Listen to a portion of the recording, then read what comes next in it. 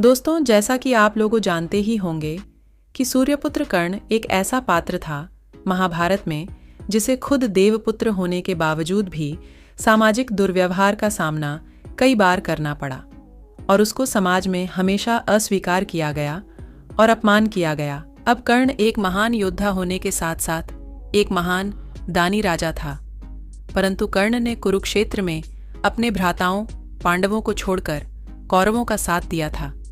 परंतु कौरवों का साथ देने के बावजूद भगवान श्री कृष्ण ने कर्ण से खुश होकर उसे उसके अंतिम समय में वरदान दिया।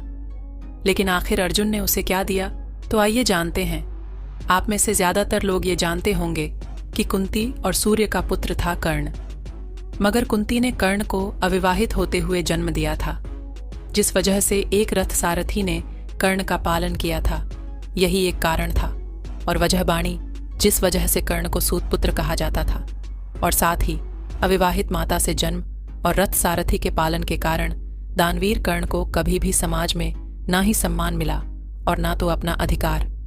यहाँ तक कि कर्ण के सुतपुत्र होने के कारण द्रौपदी, जिसको कर्ण अपनी जीवन संगनी बनाना चाहता था, उस द्रौपदी तक ने कर्ण से विवाह करने से इनकार कर दिया था।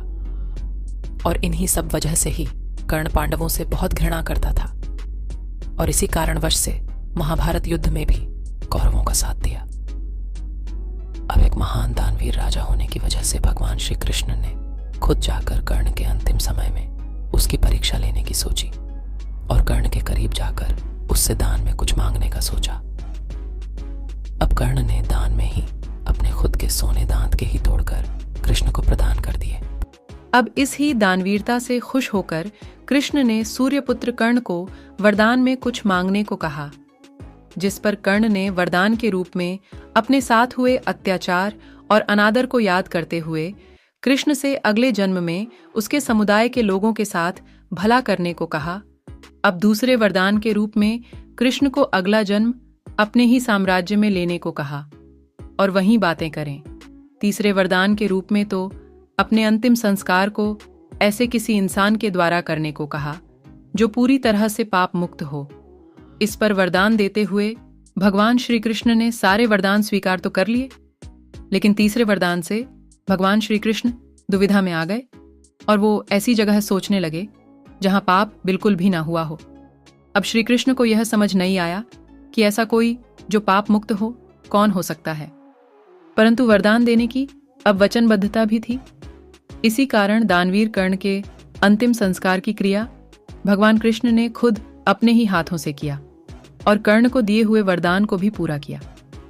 अब आपको बता दें कि भगवान कृष्ण ही थे जो कर्ण की मौत का कारण बने थे। दरअसल भगवान कृष्ण ने ही अर्जुन को सूर्यपुत्र कर्ण का वध करने का तरीका बताया था, लेकिन जब अर्जुन को कर्ण के वध के बाद उसकी सच्चाई का पता चला कि कर्ण ही उसका ज्येष्ठ भ्राता है, तो वह दुख से मूर्छित हो गया। होश आने पर वो दौड़ता हुआ कर्ण के शव के पास आया और फुट फुट कर विलाप करने लगा। इसके बाद उसने कर्ण से अनजाने में उसके द्वारा किए गए पाप के लिए माफी मांगी। उसे बड़ा पश्चाताप हुआ कि उससे अनजाने में कितनी बड़ी भूल हो गई और उसने धोखे से कर्ण जैसे महान योद्धा का वध कर दिया।